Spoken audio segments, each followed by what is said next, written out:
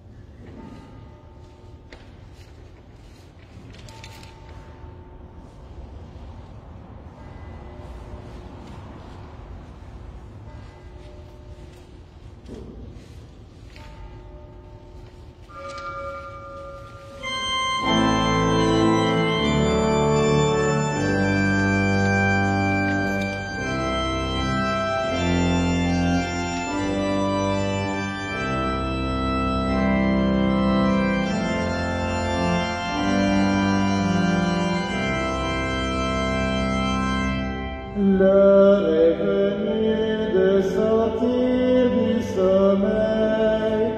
Voici le temps de l'appel au désert. Allez au bas de Fils de l'homme. La joie de Dieu sur lui repose. Vivons en enfants de lumière sur les chemins où l'Esprit nous conduit. Que vivons-nous le nom du Père.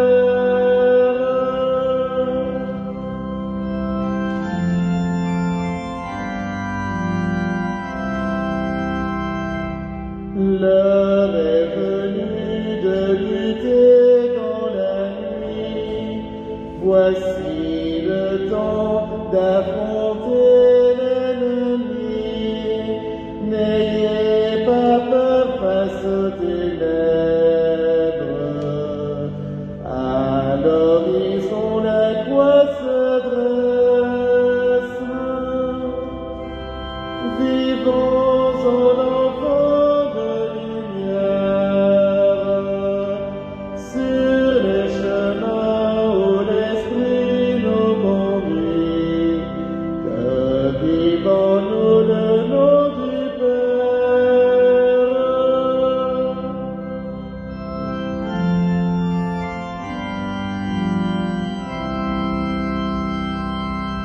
L'heure est venue de grandir dans la foi. Voici le temps de la faim, de la soif. Gardez confiance, ouvrez le livre. Voici le pain, voici le vivre. Vivons en enfants de lumière sur les chemins où l'Esprit nous conduit. Que vivons-nous le nom du Père.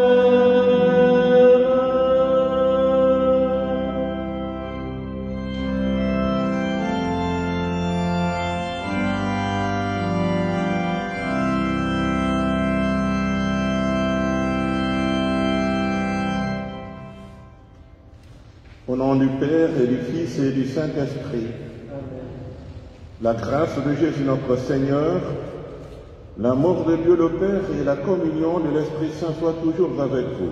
Et avec votre esprit. Au bord des fleuves de Babylone, nous étions assis et nous pleurions. Dieu riche en miséricorde nous fait sortir de l'exil. Il nous donne la vie et la liberté. avec l'auteur du livre des Chroniques, nous pouvons trouver des motifs d'espérance. Dieu a tant aimé le monde qu'il lui a donné son Fils unique.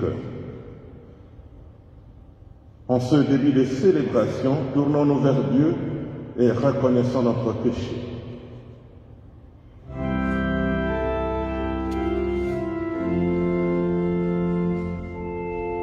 Jésus, notre frère et notre Dieu, sois auprès de nous. Seigneur qui veut sauver tous les hommes, prends pitié de nous. Jésus qui bénit les enfants, sois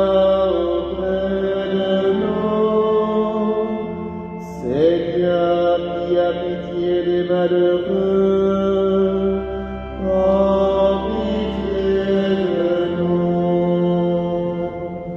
Jésus qui apaise la tempête, sois auprès de nous. Seigneur qui nourrit les affamés, prends pitié de nous. Jésus qui rend la vie aux aveugles, sois auprès de nous.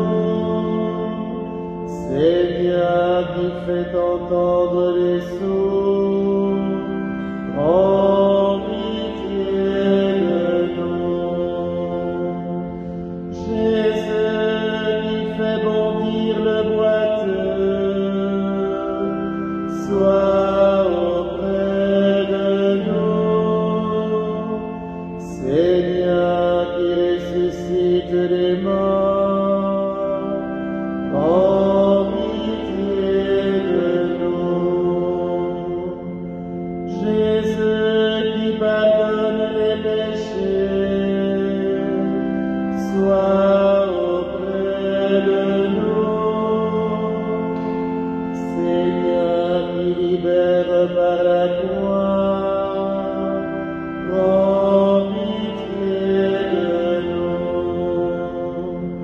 Jésus qui promet l'Esprit Saint, sois auprès de nous.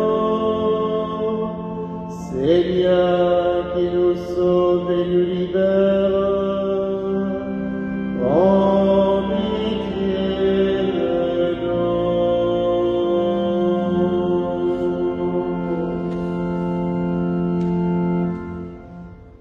Que Dieu Tout-Puissant nous fasse miséricorde, qu'il nous pardonne nos péchés et nous conduise à la vie éternelle. Amen. Prions le Seigneur. Dieu qui a réconcilié avec toi toute l'humanité en lui donnant ton propre Fils, augmente la foi du peuple chrétien pour qu'il se hâte avec amour au-devant des fêtes pascales qui approchent. Par Jésus-Christ, ton Fils, notre Seigneur et notre Dieu, qui règne avec le Saint-Esprit maintenant et pour les siècles des siècles. Amen.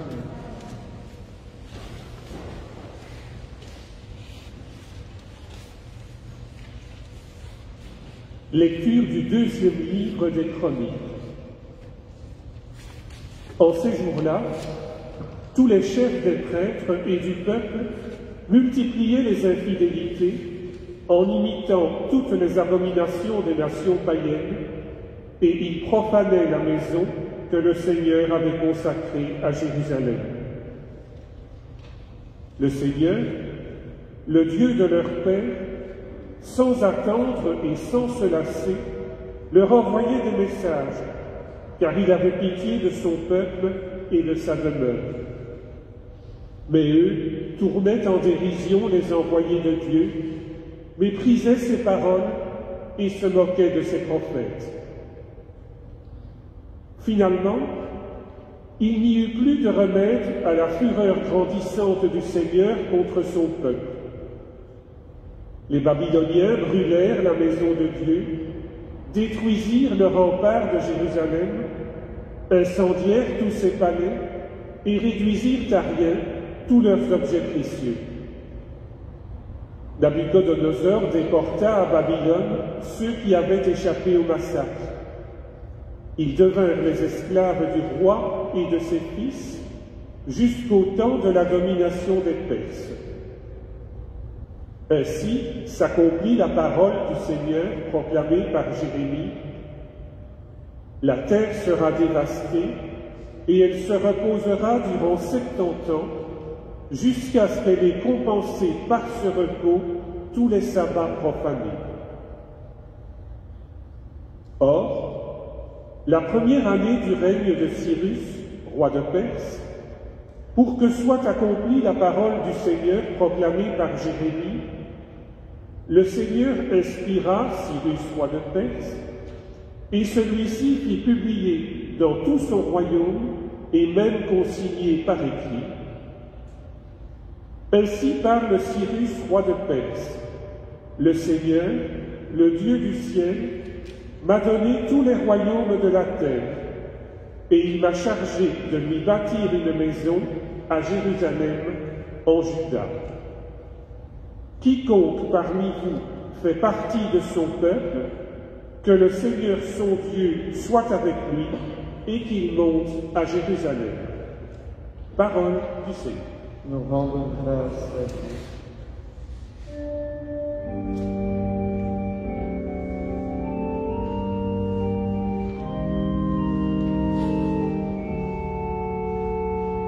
Que ma langue s'attache à mon palais, si je perds ton souvenir. Que ma langue s'attache à mon palais, si je perds ton souvenir.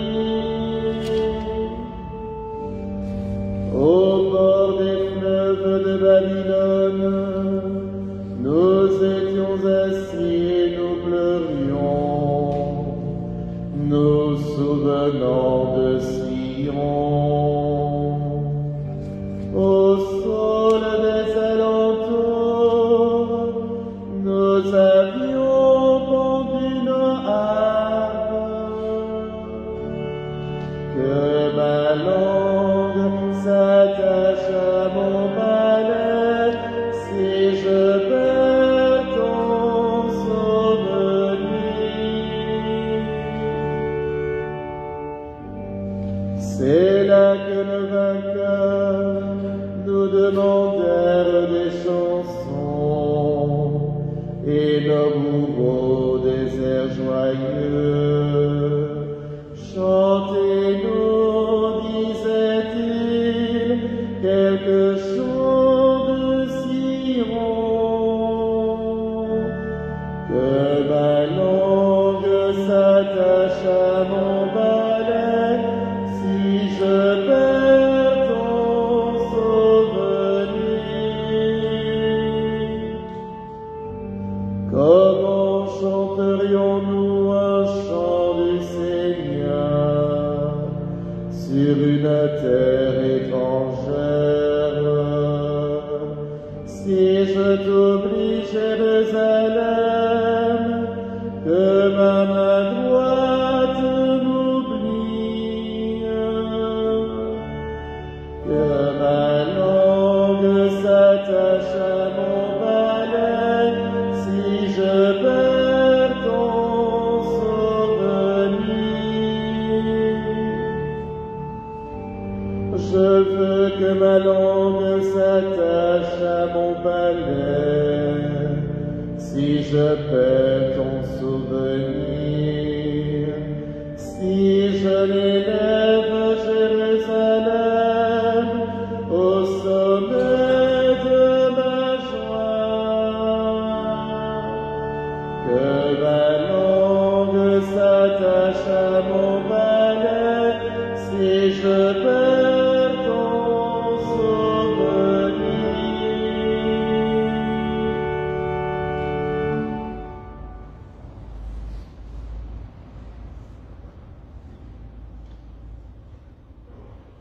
Lecture de la lettre de saint Paul apôtre aux Éphésiens. Frères, Dieu est riche en miséricorde. À cause du grand amour dont il nous a aimés, nous qui étions des morts par suite de nos fautes, il nous a donné la vie avec le Christ. C'est bien par grâce que vous êtes sauvés.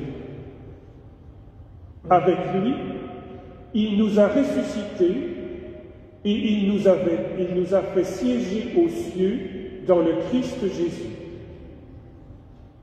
Il a voulu ainsi montrer, au long des âges futurs, la richesse surabondante de sa grâce, par sa bonté pour nous dans le Christ Jésus.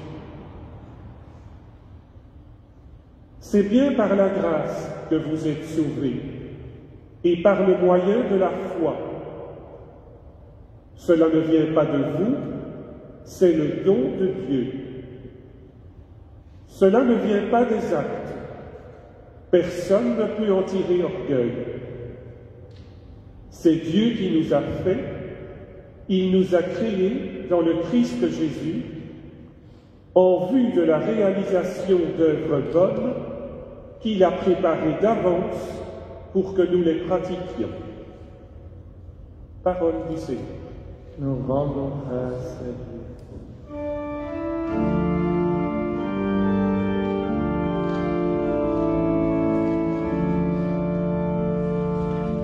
Ta parole, Seigneur, est lumière, gloire et louange à toi. Ta parole, Seigneur, nous libère,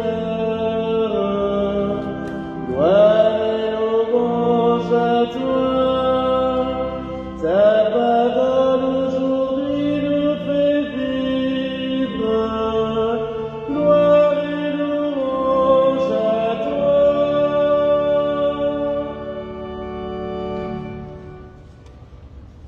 Dieu a tellement aimé le monde qu'il a donné son Fils unique afin que ceux qui croient en lui aient la vie éternelle. Ta parole, Seigneur, est lumière, gloire et louange à toi. Ta parole, Seigneur, nous libère, gloire et louange à toi. Ta parole aujourd'hui nous fait vivre, gloire et louange à toi. Le Seigneur soit avec vous. Et avec votre esprit, Évangile de Jésus-Christ selon Saint Jean. gloire à toi, Seigneur. En ce temps-là, Jésus disait à Nicodème, « De même que le serpent de bronze fut élevé par Moïse dans le désert, ainsi faut-il que le Fils de l'homme soit élevé, afin qu'en lui tout homme qui croit ait la vie éternelle. Car Dieu a tellement aimé le monde qu'il a donné son Fils unique, afin que quiconque croit en lui ne se perde pas, mais obtienne la vie éternelle. Car Dieu a envoyé son Fils dans le monde, non pas pour juger le monde, mais pour que par lui le monde soit sauvé. Celui qui croit en lui échappe au jugement. Celui qui ne croit pas est déjà jugé, du fait qu'il n'a pas cru au nom du Fils unique de Dieu. Et le jugement le voici. La lumière est venue dans le monde, et les hommes ont préféré les ténèbres à la lumière, parce que leurs œuvres étaient mauvaises. Celui qui fait le mal déteste la lumière. Il ne vient pas à la lumière, de peur que ses œuvres ne soient dénoncées. Mais celui qui fait la vérité vient à la lumière pour qu'il soit manifeste que ses œuvres ont été accomplies en union avec Dieu. Acclamons la parole de Dieu. Louange à toi, Seigneur.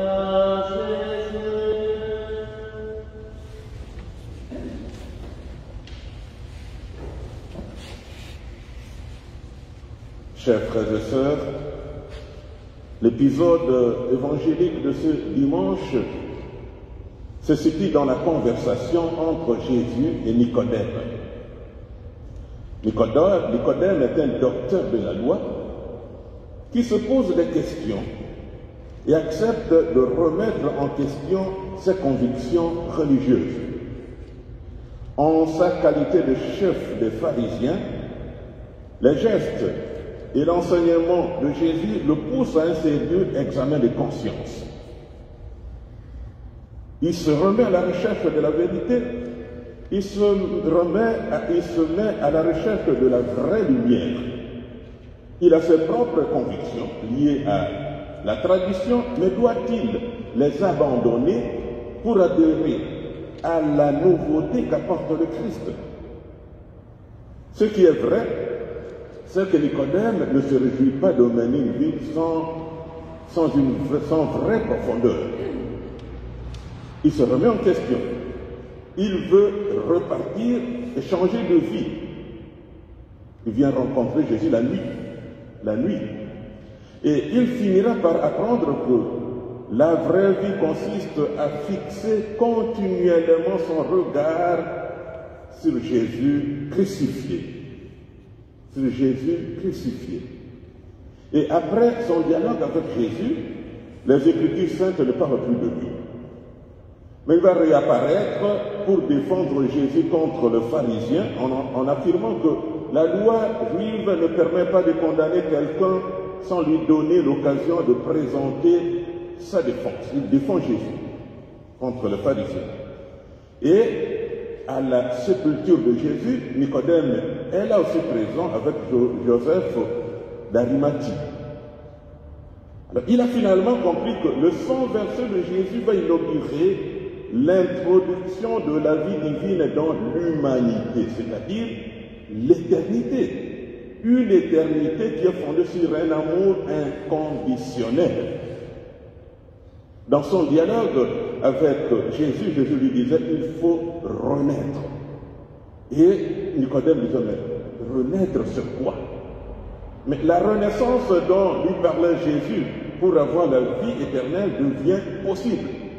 En fixant ses yeux sur la croix du Christ, Nicodème vient de réaliser cela. Dieu a tant aimé le monde, et Jésus apprend à Nicodème que sa vraie identité se manifeste par son exaltation sur la croix. Exaltation sur la croix. Exaltation n'a rien à voir ici avec le fait de monter dans l'échelle sociale pour dominer et écraser les autres. Ce n'est pas ça l'exaltation pour nos chrétiens. Conformément à une prophétie d'Isaïe, c'est en tant que serviteur de l'humanité que Jésus est exalté. Son exaltation advient sur la croix. Son exaltation advient sur la croix. Elle advient en donnant sa vie, en versant son sang pour nous par amour. Lors de la traversée du désert, le peuple d'Israël a été mordu par les serpents, nous dit le livre des Nombres. Et Moïse a alors érigé un serpent de bronze qu'il a élevé sur un poteau. Et les Israélites, mordus par le serpent, devaient fixer les yeux sur ce serpent de bronze pour guérir. Les serpents venimeux représentent toute cette culture qui détruit l'authenticité de notre vie. Cette culture qui ne nous permet plus de distinguer le bien du mal. Ce venin, le poison, c'est ce désir d'accumuler continuellement le bien, la recherche de pouvoir pour s'imposer, dominer la jalousie et nos égoïsmes. Dans l'Ancien Testament, le peuple d'Israël devait fixer les yeux sur le serpent de bronze pour guérir. Aujourd'hui, nous sommes appelés à fixer nos yeux sur la croix du Christ pour guérir. Il faut fixer les yeux sur la croix du Christ pour guérir. Parce que la croix est l'instrument de notre rédemption, c'est l'espérance du salut. Nous sommes chrétiens parce que nous sommes aimés par Dieu. Et sur la croix, nous contemplons l'amour infini de Dieu qui assume nos fragilités, nos doutes, nos péchés pour nous sauver. La croix, on parle très souvent de la croix, on ne comprend pas très bien ce que veut dire la croix. La croix, c'est le sang versé par Dieu par amour pour nous, ses créatures. N'avons-nous pas une conception réductionniste de la croix? Quand nous parlons de la croix, il s'agit de quoi? Quand nous parlons de la croix, nous pensons spontanément aux souffrances, aux difficultés que nous rencontrons dans la vie. Si maintenant je dois faire une homélie sur la croix, ça met mal à l'aise. On dit, mais là, c'est la souffrance. C'est la souffrance. Un discours sur la croix est généralement mal accueilli. Et pourtant, la croix a une signification chrétienne profonde. La croix est avant tout et principalement l'expression de l'amour. L'amour qui s'oublie et l'amour qui se donne pour ceux qu'on aime. C'est ça la croix. C'est ça la croix pour nous chrétiens. Toutes nos croix quotidiennes, toutes nos croix familiales, bien comprises, devraient trouver en la croix du Christ leur source et leur fondement. Dans l'évangile d'aujourd'hui, Jésus dit bien, qui croit en lui a la vie éternelle et il échappe au jugement. Qui croit en Jésus a la vie, quiconque croit en Jésus a la vie éternelle et il échappe au jugement. Mais que veut dire la vie éternelle? Je peux vous poser la question. On en parle tellement. Que veut dire la vie éternelle? Si je vous posais la question, vous seriez en mesure de bien me répondre. Que veut dire la vie éternelle? Quand nous parlons de la vie éternelle, nous pensons d'emblée, comme du temps de Jésus, à une récompense future des justes, une récompense future des saints, mais par Dieu.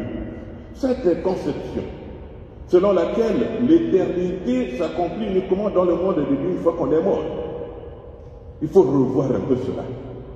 Il faut revoir un peu cela. L'éternité, c'est la vie de Dieu en nous.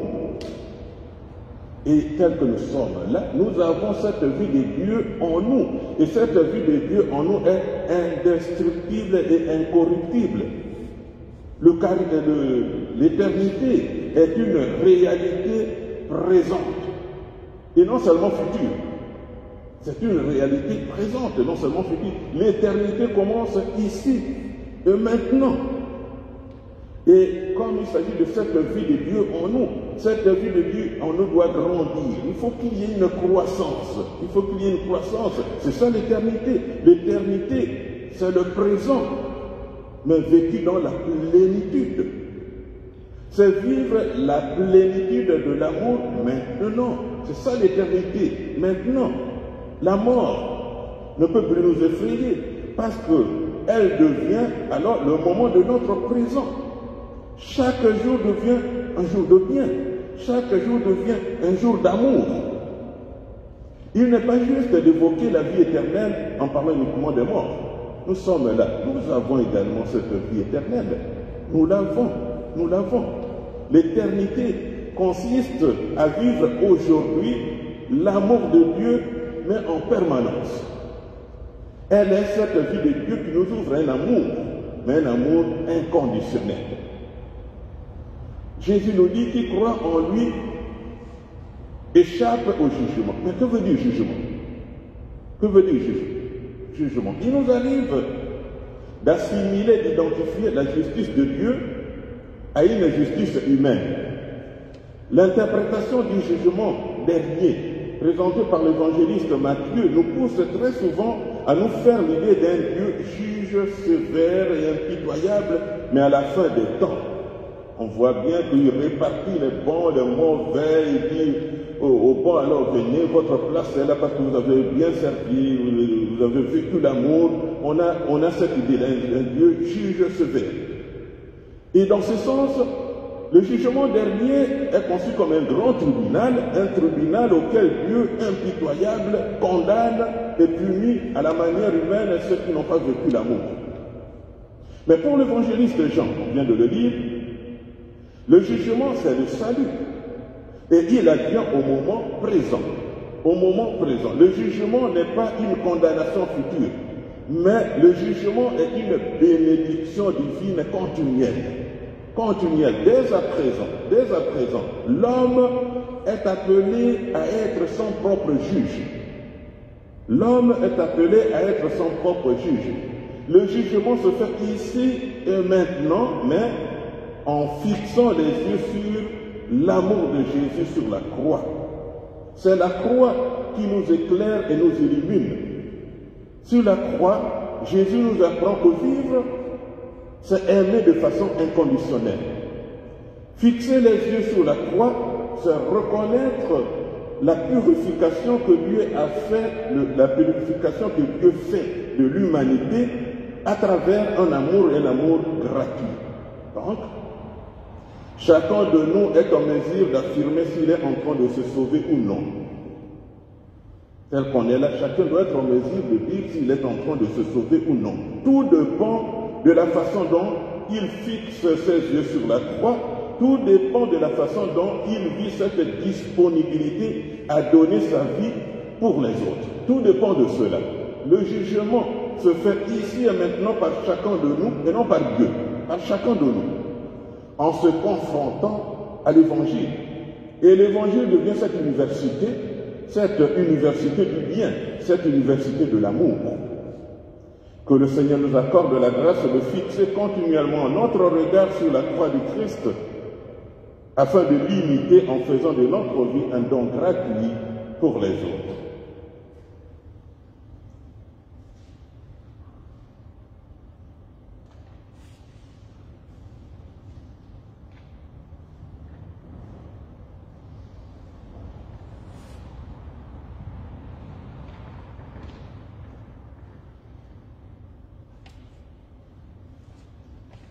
Et maintenant, nous allons proclamer notre foi. Je crois en Dieu, Père et Fils, et en Jésus-Christ, qui a été conçu du Saint-Esprit,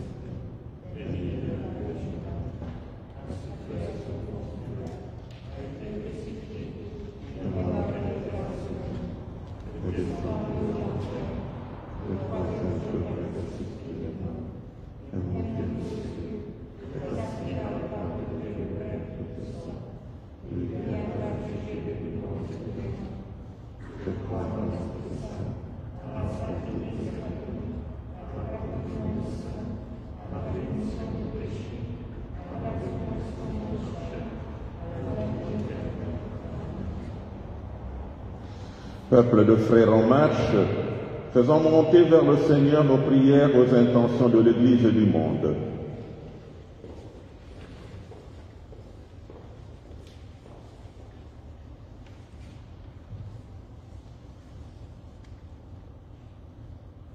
Prions pour que l'Église entende par les prophètes de ce temps.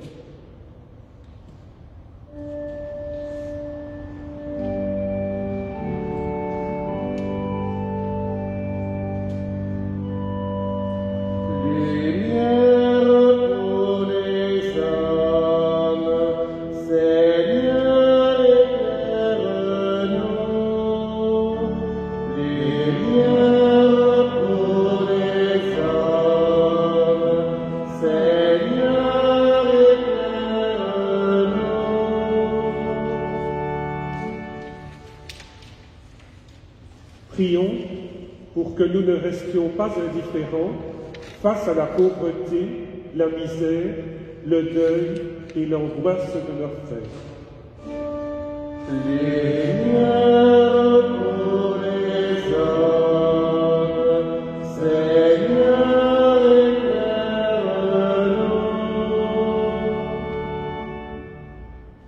Prions pour ceux qui, sans le chercher, sont signes de la présence de Dieu dans l'amour qu'il donne aux autres.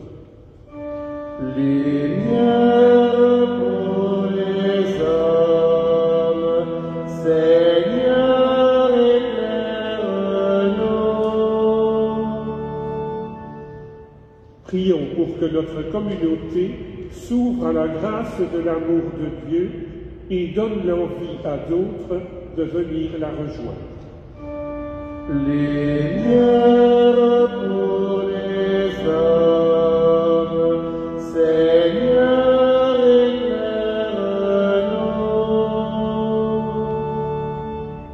Nous te prions également pour les défunts que nous voulons te recommander en ce dimanche. La famille d'Harold de Cisco, la famille Mesquens d'Auderny, les époux Carton-Monnier, la famille Cisco-Muraro, la famille d'Harold de Marche, les époux Corbizier-Carton, la famille Carton, la famille Paternoster d'Auchot, la famille d'Auchot de Gué, la famille Paternoster de Meuvre, la famille Vandenabel d'Auchot, la famille Comblé d'Auchot, Jacques Paternoster, Joseph Maty, sœur Nicole Pécro, les époux Roger de Waal, Paula de Ceuve, François de Waal, Christian Corbizier, et tous les défunts de nos familles. Lumière pour les hommes, Seigneur, éclaire-nous.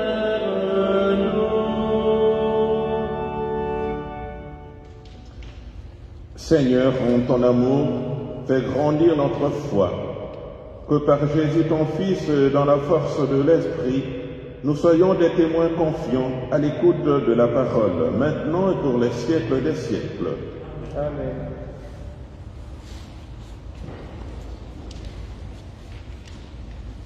Cette messe du 4e dimanche de Carême est célébrée pour une intention particulière. Je vous rappelle que la collecte vous sera proposée à la sortie de cette Eucharistie et que c'est la première collecte pour le temps du Carême. Merci.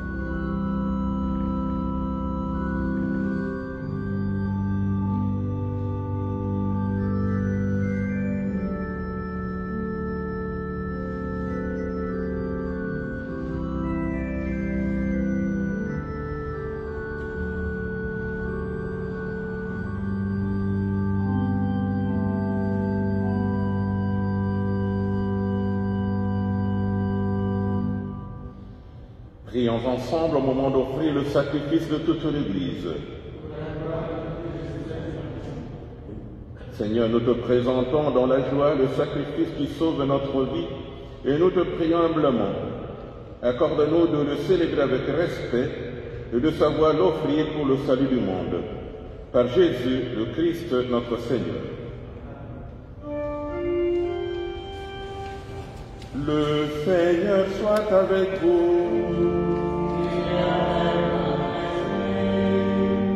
élevons notre cœur, nous retournons vers le Seigneur.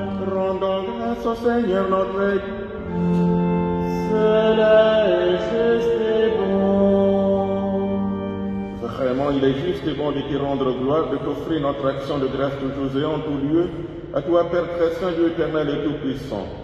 Tu offres à tes enfants ce temps de grâce pour qu'ils retrouvent la pureté du cœur. Tu veux qu'ils se libèrent de leurs égoïsmes, afin qu'en travaillant à ce monde qui passe, ils s'attachent surtout aux choses qui ne passent pas. C'est pourquoi, avec les anges de tous les saints, nous chantons et proclamons.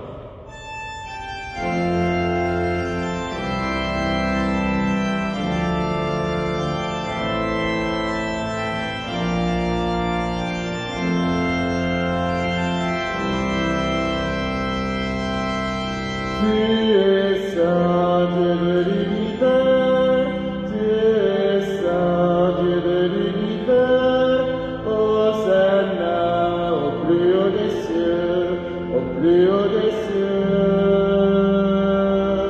Tu es saint, Dieu de l'univers, tu es saint, Dieu de l'univers, Hosanna au plus haut des cieux, au plus haut des cieux. Le ciel et la terre sont remplis de ta gloire, de ta gloire. Béni soit celui qui vient dans le nom du Seigneur, du Seigneur. Tu es saint, Dieu de l'univers, tu es saint, Dieu de l'univers, Hosanna au plus haut des cieux, au plus haut des cieux. Tu es saint, Dieu de l'univers, tu es saint, Dieu de l'univers, Hosanna au plus haut des cieux, au plus haut des cieux. Tu es saint.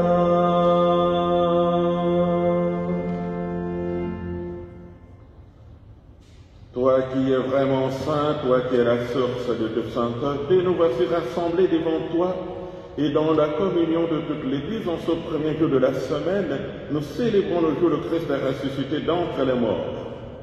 Par lui que tu as élevé à ta droite, Dieu, notre Père, nous te prions. Sanctifie ces offrandes en répandant sur elles ton esprit, qu'elles deviennent pour nous le corps et le sang de Jésus, le Christ, notre Seigneur. Au moment d'être livré, d'entrer librement dans sa passion, il prit le pain, il rendit grâce, il le rompit et le donna à ses disciples en disant « Prenez et mangez-en tous, ceci est mon corps livré pour vous. »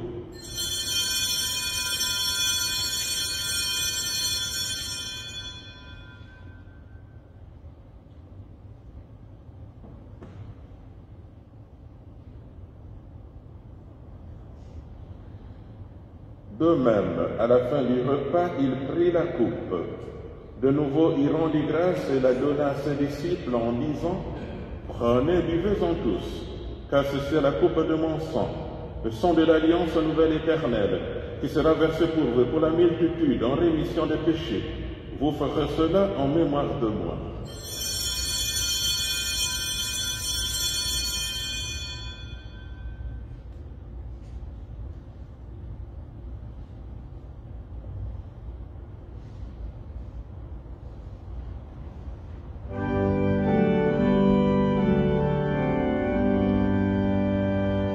Gloire à toi qui es mort, gloire à toi qui es vivant, notre Sauveur et notre Dieu.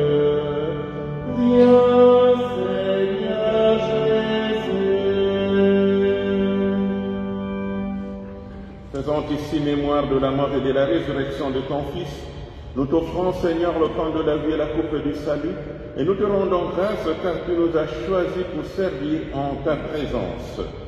Humblement, nous te demandons qu'en ayant part au corps et au sang du Christ, nous soyons rassemblés par l'Esprit Saint en un seul corps. Souviens-toi, Seigneur, de ton Église répandue à travers le monde. Fais-la grandir dans ta charité avec le pape François, notre évêque, et tous ceux qui ont la charge de ton peuple.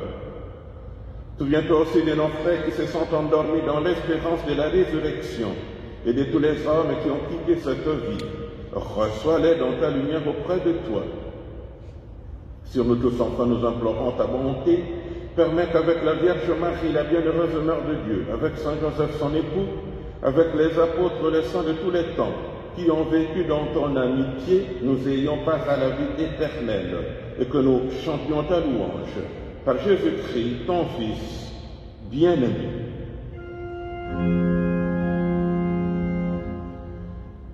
Par lui, avec lui et en lui, à toi, Dieu le Père Tout-Puissant, dans l'unité du Saint-Esprit, tout honneur et toute gloire pour les siècles des siècles. Amen.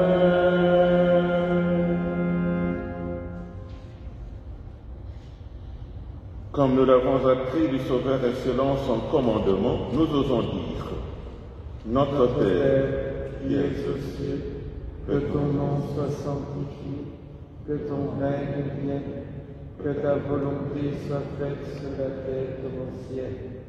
Donne-nous aujourd'hui notre pain de ce jour.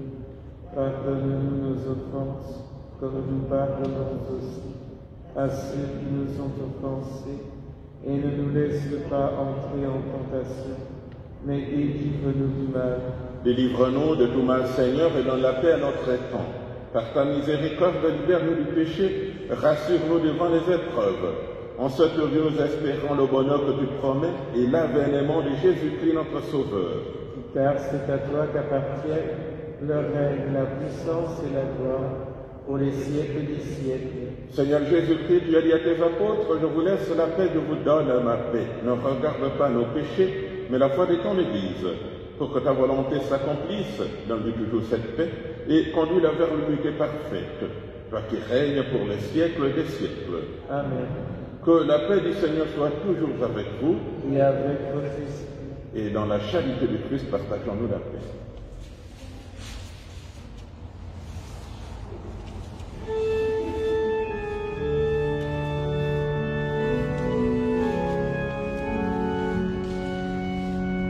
Agneau vainqueur, par ta mort tu guéris les hommes. Le monde est sauvé par ton amour. Agneau de Dieu, prends pitié de nous.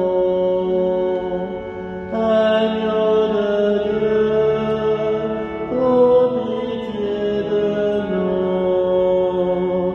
Agneau de Dieu, tu arraches du cœur des hommes le mal qui empêche d'être heureux.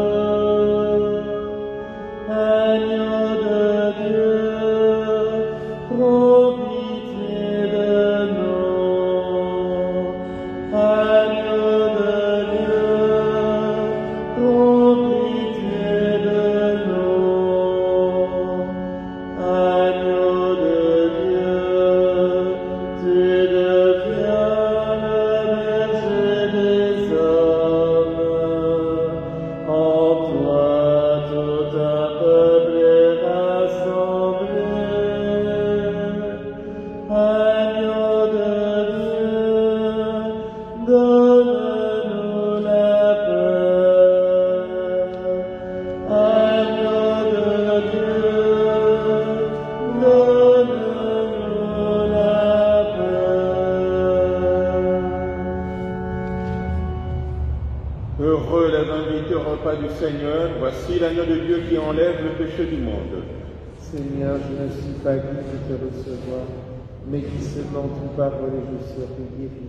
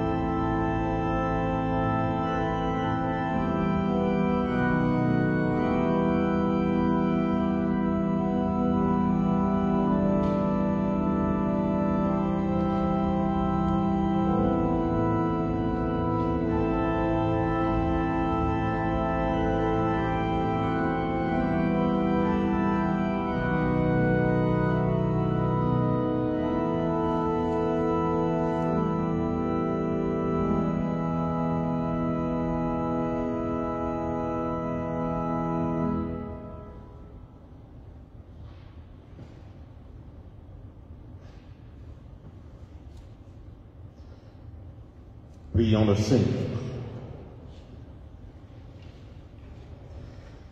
Dieu qui éclaire tout homme venant dans ce monde, illumine nos cœurs par la clarté de ta grâce, afin que toutes nos pensées soient dignes de toi et notre amour de plus en plus sincère. Par Jésus le Christ notre Seigneur. Alors j'en vois qui se lèvent et j'en vois qui s'asseyent lors de la prière finale. Normalement, on peut se lever pour la prière finale. Comme ça, vous savez quelque chose en plus. Alors, au niveau des intentions pour notre paroisse, mercredi à 18h, nous aurons la messe qui sera célébrée pour une intention particulière. Dimanche prochain, à 9h, nous aurons la messe du 5e dimanche de Carême qui sera célébrée pour une intention particulière. Juste après cette Eucharistie, il y aura un temps de catéchèse pour les jeunes qui sont en 3e année préparatoire à la confirmation.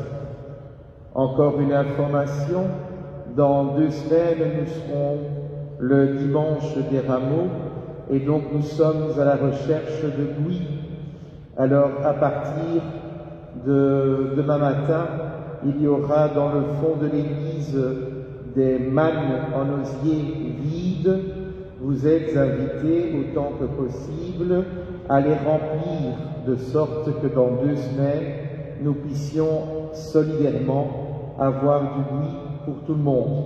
Gardez-en évidemment pour vous, évidemment, mais si vous en avez de trop et que vous pouvez penser un peu aux autres, ce serait vraiment bien.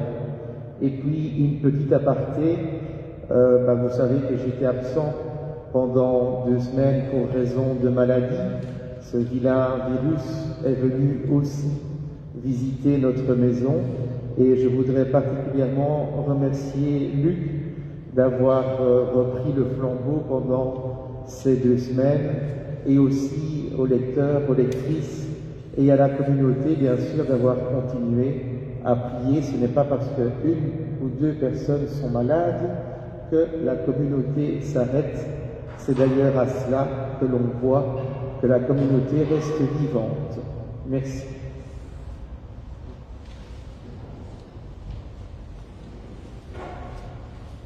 Le Seigneur soit avec vous.